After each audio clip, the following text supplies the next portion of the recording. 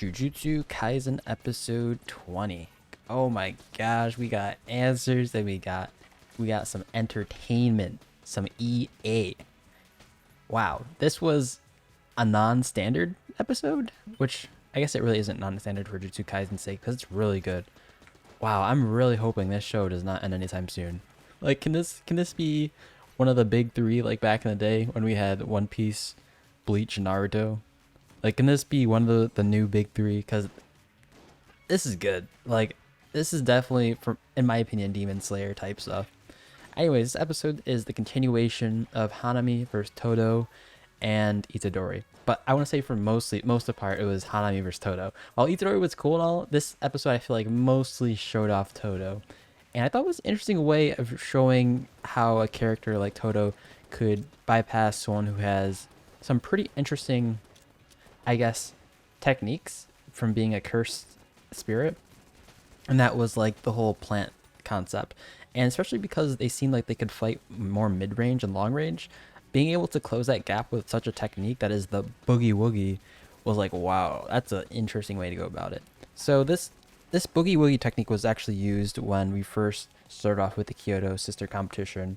When Itadori was going in, he was going ham right into the forest, and he encountered Todo. And this is before the whole love session that Todo had with Itadori, where it seemed like for some reason he had swapped places. And I'm like, oh, what? Like, who was that? Like, I was like, who could have done that? And I was thinking, so these kids, this is before also they revealed that they were being monitored. And it was like, pretty obvious they had to be monitored. There's no way they would not be monitored. Especially releasing cursed spirits like this in the wild. Like, come on. I was like, could it be Gojo Sensei? Like, could it be? To me, it seemed off, like, technique for him. To me, he seems like some busted OP Dragon Ball Z type dude, where, like, most of his abilities are super flashy. And this wasn't really flashy. It was just interesting. It was intriguing. It was sort of nuanced, right? It's not necessarily blatantly offensive or defensive. And so that's why I was like, all right, this can't be Gojo Sensei. And I was not. Now, in the episode previously, when I did discuss this, I was like, it might have been one of the few people, and I did explain it might have been Todo. But being a more brutish-like character, I was like, there's no way they would give him this sort of technique. It seems kind of weird to give a person like that technique. But then giving it, then showing this episode, I was like, okay, this is how they bridge the gap between Todo and someone like a super strong Jujutsu user like Hanami. Oh, it was good. It was good. So, more an explanation with the boogie woogie technique, aka Todo's technique that swaps a cursed energy entity with above a cursed energy threshold. That way he can swap with inanimate and non-animate objects as long as they have a certain amount of cursed energy. Essentially, he can clap his hands and make things swap positions. And there's a lot of interesting things that go with that, right? Like, imagine throwing some cursed object and then swapping it with the enemy. It's like you're like throwing your enemy, except you don't have to worry about the weight of your enemy, right? There's a lot of cool stuff that can come with this that's super nuanced. And he used this a lot during the fight with Itadori against Hanami, where he would swap Hanami and Itadori also with himself, but also swap Itadori and himself. And I was like, oh, a fight with that would be so tricky because you have no clue. And first of all, how the heck did Itadori know any of this? Like how did he know he was up next to be swapped? That's some like super weird stuff. Also, it kind of shows like how the heck did Hanami not grapple this idea before Itadori? But then it's like maybe because Itadori had shown prowess of like being super smart. This is during the setup episodes that like this is just came naturally to him eventually. Because it seemed like Hanami was like, come on, like, you're supposed to be like a super strong cursed spirit. Like, maybe just because you're a cursed spirit, not too smart. But I was like, come on, you didn't pick on that fast enough, or you weren't too fast to pick that up. And I was like, oh, okay, maybe they're like the weaker of the cursed spirit cabal. But who knows? Anyways, that happened, and that was cool. We saw that Itadori ended up showing the Black Flash a couple more times, and he actually ended up rivaling one of the higher up cursed. One of the higher up Jutsu Tech sorcerers. I forgot his name. He was the briefcase dude, the businessman dude, the blonde hair guy with the glasses. Apparently, he had done the Black Flash like 4 times, And then, of course, as the episode says, non-standardly, we see Itadori do the Black Flash 4 times. And that was cool.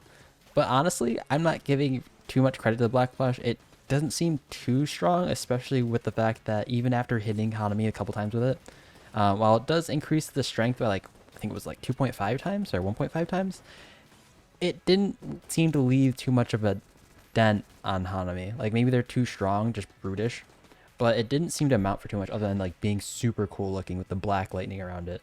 So I was like, okay, like that's cool, you can do that. Will it be able to train into something else, like some other crazier technique in the future? Who knows? I hope it will. I think it's going to be sort of akin to, it definitely felt akin to sort of like Naruto's Rasengan in that case, where okay, but to be fair, Naruto's Rasengan literally handles everything in the book. It literally handles everything, so maybe you can't really map it to that. But it was cool to see that happen once or twice. We saw definitely that this did show that Itadori is definitely learning to becoming a better Jujutsu sorcerer, and that's cool. But after all this happened, and the crux of something crazy about to happen, Hanami ends up getting blasted to Kingdom Come, for lack of better terms, from Gojo Sensei after figuring out how to break open this veil. And I was like, come on, I wanted to see what Hanami was gonna do here, because they ended up revealing their bud, that is their hand that was sort of just pocketed away behind a handkerchief or whatever for majority of the fights prior to this situation. And I was like, this thing has to be some like super strong trump card, right? Like they're not using it. It's sort of like the ankle weights from Lee or Naruto. I'm like, this has to be that sort of thing. Like it's too strong for any individual to, right? But Gojo Sensei would not allow it and immediately just not immediately, but ends up destroying Hanami, what it seems like. And that was the end of that fight. And I was like, okay, that's I wish it would have been handled a little more interestingly than that. But it seemed like just Hanami wasn't that strong, which is fine. Like, not all characters need to be strong, but comparably, like Toto, if Toto can do that against Hanami, like maybe Hanami just isn't meant to live. Maybe they're just their fodder. So that was cool. But what was interesting was the fact that Toto ended up, I'm sorry, not Toto.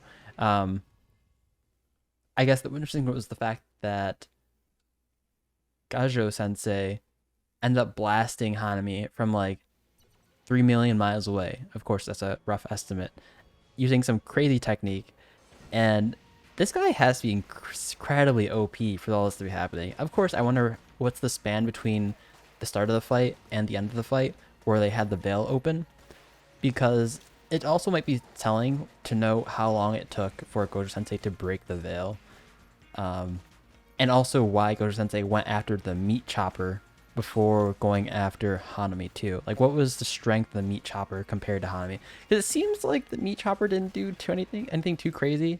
And why the heck didn't the fight start between the meat chopper dude and the principal from the other Jujutsu Tech school? Because if Toto and Itadori was fighting all this time, like, what the heck were they doing? Were they having like a staring competition or something? That was kind of weird. I was definitely hoping for a fight between them to actually spark something interesting. Definitely to see at least what the principal had in store. The little stuff that we did see from the principal was like, wow, you seem, me? Like, your powers didn't seem too comparably interesting from that of Gojo Sensei, which I don't know how much I can say about that, because the difference between Gojo Sensei and the other principals just might be like leaps ahead, right? I don't know exactly how strong Gojo Sensei is, but I'm interested in seeing that anyways. If a fight were to ever happen, it seems like Gojo Sensei would probably just destroy everything. Like he's probably not even comparable to them. He's just way ahead of them, which is interesting, because then you'd sort of assume, like, can't he just like break through the veil? Which he did, but I was wondering like how much time did it take him to break through it. So yeah, that's the thing. But that was basically the majority of the episode. Basically the fight between Toto X Itadori versus Hanami. And it was cool, but it was a little one-sided for Toto and Hanami. But I did think that the idea of Toto's technique, clapping to switch positions, and you can even clap to sort of fake the idea that you're going to use a technique, was super interesting. That was absolutely crazy. Oh, excuse me. I have like super gas right now. Anyways, thanks guys for watching. Tell me what you guys think about this in the comments down below. I'm interested in seeing what you guys have to think about this. I think Toto's technique is super interesting, and there's so much stuff that can be thought about with this. Like, how far does this technique work, and like all this other stuff? Because like, imagine you like throwing a secret cursed spirit thing or a cursed energy thing in the middle of the world, or like locked up somewhere, and all of a sudden you swap it with someone, right? And you just like sort of imprisoned, like this weird Naruto skill thing where like they don't know where they are, but you just sealed them some way, and it's like interesting, right? And there's just so much stuff you can do with that technique. I think it's super interesting. Anyways, yeah, tell me what you guys think of this, comments below. Peace out, and see you guys later.